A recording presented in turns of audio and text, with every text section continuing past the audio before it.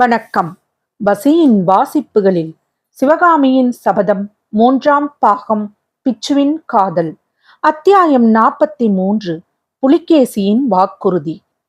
புலிகேசி சக்கரவர்த்தி முகத்தில் புன்னகையுடன், அடிகளே, தங்களுடைய பிச்சு விரதத்துக்கு நாட்டிய பின் சிவகாமியினால் பங்கம் நேராமல் இருக்கலாம். ஆனால் நம்முடைய தென்னாட்டு படையெடுப்புக்கு அந்த பெண் தெய்வத்தினால் பங்கம் நேர்ந்து விட்டது என்றார். பிச்சு வியப்பும் கோபமும் கலந்த குரலில், அது எப்படி? படையெடுப்புக்கும் சிவகாமிக்கும் என்ன சம்பந்தம்? மகேந்திர பல்லவனுடைய சூழ்ச்சி திறமையினால் அல்லவா நமது உத்தேசம் நிறைவேறவில்லை என்று கேட்டார். அடிகளே, மகேந்திரனுடைய சூழ்ச்சி திறனுக்கு தங்களுடைய சூழ்ச்சித்திறன் குறைவானதா? யுத்தரங்கத்தில் நாம் சில சமயம் தோல்வி அடைந்திருக்கிறோம். ஆனால் அரசியல் தந்திரத்தில் இதற்கு முன்னால் எப்போதாவது நாம் தோல்வி அடைந்ததுண்டா? சிவகாமியிடமோ அவளை ஆட்கொண்ட கலை தெய்வத்திடமோ தங்களுக்கு மோகம் ஏற்பட்டிராவிட்டால் மகேந்திர பல்லவன் தங்களை சிறைபிடித்திருக்க முடியுமா? தங்களுடைய திருவுள்ளத்தை பரிசோதனை செய்து உண்மையை சொல்லுங்கள். இவ்விதம் புலிகேசி கூறிய போது பிச்சுவின் முகத்தில் தோன்றிய கோபக்குறி மறைந்து வெட்கம் கலந்த பிடிவாதம் காணப்பட்டது. தரையை நோக்கி தலையை குனிந்த வண்ணம், சக்கரவர்த்தி, இந்த அறிவிழந்த பிச்சுவை மன்னித்து விடுங்கள். சாம்ராஜ்யத்தின் தொண்டுக்கு நான் இனி தகுதியில்லாதவன். இத்தனை காலமாய் நான் செய்திருக்கும் சேவையை மன்னிட்டு விடுதலை கொடுங்கள் என்றார் பிச்சு. அண்ணா, இது என்ன விளையாட்டு? இல்லை தம்பி, விளையாட்டு இல்லை. உண்மையாகத்தான் சொல்லுகிறேன். எனக்கு விடை கொடு, நான் போகிறேன். எங்கே போவதாக உத்தேசம்? எங்கேயாவது மனிதர்களுடைய கண்காணாத இடத்துக்கு போகிறேன். அஜந்தாவை போன்ற இன்னொரு மலைப்பிரதேசத்தை கண்டுபிடித்து அதற்கு உள்ளே யாரும் எளிதில் வர முடியாத இடத்துக்கு போய்விடுகிறேன். அங்கே சிவகாமியை நடனமாடச் சொல்லி பார்த்து கொண்டே என் மிகுதி ஆயுளையும் கழித்து விடுகிறேன். அண்ணா, அப்படி தனியாக சிவகாமியை நீ கொண்டு போய் வைத்துக் கொண்டிருந்தால் அந்த பெண் நடனம் ஆடுவாளா? கலைஞர்களின் இயல்பு உனக்கு தெரியாது தம்பி. பெரிய சாம்ராஜ்யத்தை ஆளும் சக்கரவர்த்தியின் அதிகாரத்தினால் சிவகாமியை ஆடச் சொல்ல முடியாது. ஆனால் நிற்க நிழலில்லாத இந்த ஏழை பிச்சுவினால் சிவகாமியை ஆடச் செய்ய முடியும். ஓஹோ, ஆம் தம்பி. அதனாலே தான் நான் உன்னை போல் வேஷம் தரித்திருந்த வரையில் அவளை நடனமாடச் சொல்லவில்லை. அண்ணா, இந்த பைத்தியம் உனக்கு வேண்டாம். சிவகாமியை காஞ்சிக்கே திருப்பி அனுப்பிவிடுகிறேன்.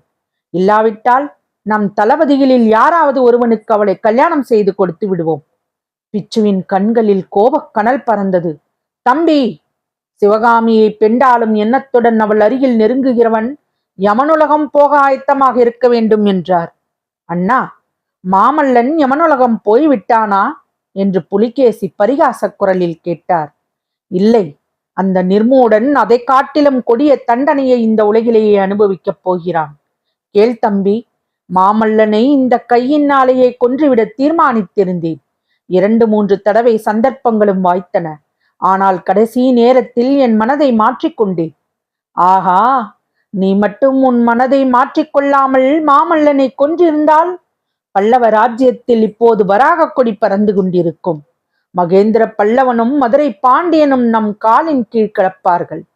ஒருவேளை அப்படி ஆகியிருக்கலாம். ஆனால் சிவகாமியை தன்னுடைய சுகபோக பொருளாக்கி கொள்ள நினைத்த மாமல்லனுக்கு அது தக்க தண்டனையாக இராது. இப்போது என்ன தண்டனை?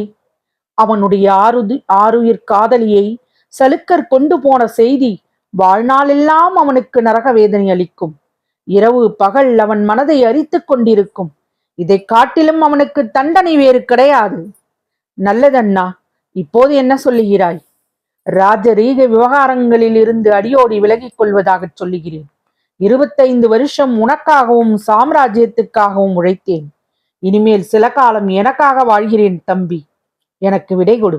எங்கேனும் ஏகாந்தமான பிரதேசத்தை தேடிச் செல்லுகிறேன். அண்ணா, ராஜ்ய விவகாரங்களில் இருந்து விலகிக்கொள். அதற்காக காடு மலை தேடி போக வேண்டாம்.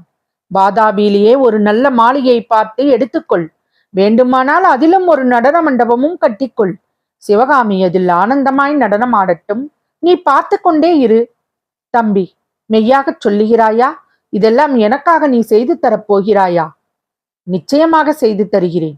ஆனால் அதற்கு ஒரு நிபந்தனை இருக்கிறது. நிபந்தனையா? என்னிடமா கேட்கிறாய் தம்பி? நிபந்தனைத்தான். ஆனால் உன்னிடம் நான் பிரார்த்தித்து கேட்டுக்கொள்ளும் நிபந்தனை. உன்னை தவிர யாரும் செய்ய முடியாத காரியம். எனக்கு இந்த கடைசி உதவியை நீ செய்து கொடு. அப்புறம் உன்னை நான் ஒன்றும் கேட்பதில்லை. அது என்ன? சற்று முன் சொன்னேனே, அதுதான். வேங்கியில் விஷ்ணுவர்த்தனன் படுகாயப்பட்டு கிடப்பதாக செய்தி வந்திருக்கிறது. நாடெல்லாம் கலகமும் குழப்பமாய் இருக்கிறதாம். நீ அங்கு உடனே போய் அவனை காப்பாற்ற வேண்டும். என்னை போல் விஷ்ணுவும் உன் உடன் பிறந்த சகோதரன் தானே? உடன் பிறந்த சகோதரன் தான். ஆனால் அவனுக்கு என்னை கண்டால் பிடிப்பதே இல்லை. அவனிடமிருந்து நான் பாராவியை பிரித்து விரட்டிய குற்றத்தை அவன் மன்னிக்கவே இல்லை. அண்ணா, பாராவி கவியை ஏன் விஷ்ணுவிடமிருந்து நீ பிரித்தாய்? அதனால் எப்பேற்பட்ட விபத்துக்கள் நேர்ந்தன? எல்லாம் அவனுடைய நன்மைக்காகத்தான் செய்தேன். அவன் ஓயாமல் கவிதை படித்துக் கொண்டும் எழுதி கொண்டும் வீண் பொழுது போக்கிக் கொண்டிருந்தான். புலிகேசி புன்னகை புரிந்தார். மனதிற்குள், என் உடன் பிறந்தவர்களில் 2 பேரில் ஒருவனுக்கு கவிதை பைத்தியம், இன்னொருவனுக்கு கலை பைத்தியம். புத்தி மாறாட்டம் இல்லாதவன் நான் ஒருவன்தான். அன்று விஷ்ணுவை காப்பாற்றியது போல இன்று பிச்சுவை நான் காப்பாற்றியாக வேண்டும் என்று எண்ணிக்கொண்டார். பின்னர் கூறினார், ஆமண்ணா, அவனுடைய நன்மைக்காகவே செய்தாய். உன்னுடைய விருப்பத்தின்படி நான் தான் பாராவியை நாட்டை விட்டு போகச் சொன்னேன். ஆனால் அதன் பலன் என்ன ஆயிற்று? பாராவி கங்க நாட்டுக்கு போனான். அங்கிருந்து துர்விநீதனுடைய மகளை பற்றி வர்ணித்து விஷ்ணுவுக்கு கல்யாணம் செய்து வைத்தான். பிறகு காஞ்சி நகருக்கு போனான். அங்கிருந்து காஞ்சி நகரை பற்றி வர்ணனைகள் அனுப்பி கொண்டிருந்தான். அதனால் காஞ்சி சுந்தரியின் மேல் எனக்கு மோகம் உண்டாயிற்று. அந்த பழைய கதைகளையெல்லாம் எதற்காக சொல்லுகிறாய்? உனக்கு பிடிக்காவிட்டால் சொல்லவில்லை. ஆனால் இந்த கடைசி உதவியை நீ எனக்கு செய்துவிடு. அண்ணா, நாம் தான் காஞ்சியை கைப்பற்ற முடியாமல் திரும்புகிறோம். வேங்கியிலிருந்து விஷ்ணுவர்த்தனும் தோல்வி அடைந்து திரும்பினால் அதை காட்டிலும் நம்முடைய குலத்துக்கு அவமானம் வேண்டியதில்லை. இந்த ஒரே ஒரு உதவி மட்டும் செய்துவிடு. உன்னுடன் நமது பாதி படையை அழைத்து கொண்டு போ. புத்த பிச்சு சற்று யோசித்துவிட்டு, ஆகட்டும் தம்பி, ஆனால் எனக்கு ஒரே ஒரு வாக்குறுதி தர வேண்டும் என்றார். சிவகாமியை பத்திரமாக பாதுகாக்க வேண்டும் என்பது தானே? அப்படியே வாக்குறுதி தருகிறேன். இத்தனை காலமும் நீ எனக்கு செய்திருக்கும் உதவிகளுக்கு இது கூட நான் செய்ய வேண்டாவா? வாதாபியின் அழகான அரண்மனை ஒன்றில் அவளை பத்திரமாய் வைத்து நீ வரும் வரையில் பாதுகாத்து ஒப்புவிக்கிறேன். தம்பி, சிவகாமி கலை தெய்வம். அவளிடம் துராசையுடன் நெருங்குகிறவன் அதோகதி அடைவான். அதை நான் மறக்க மாட்டேன். ஆனால் நடனக்கலையை பற்றி நீ சொல்லச் சொல்ல எனக்கே அதில் ஆசை உண்டாகிவிட்டது. சிவகாமியை நடனம் ஆடச் சொல்லி நான் பார்க்கலாமா? அவள் ஆடமாட்டாள். அவளாக இஷ்டப்பட்டு ஆடினால் எனக்கு ஆட்சேபமில்லை. மிகவும் சந்தோஷம். தம்பி, நம்முடைய பாட்டனாருக்கு சத்யாச்சிரயர் என்ற பட்டம் கொடுத்தார்கள். அந்த பட்டப்பெயர் உனக்கும் கிடைத்திருக்கிறது. ஒரு விஷயத்திலேயாவது உன் பட்டப்பெயருக்கு தகுந்தபடி நடந்து கொள்ள வேண்டும். சத்தியமாக சிவகாமியை பத்திரமாய் பாதுகாத்து உன்னிடம் ஒப்படைக்கிறேன். இவ்விதம் புலிகேசி சக்கரவர்த்திக்கும் புத்த பிச்சுவுக்கும் நடந்த நீண்ட சம்பாஷணை முடிவடைந்தது.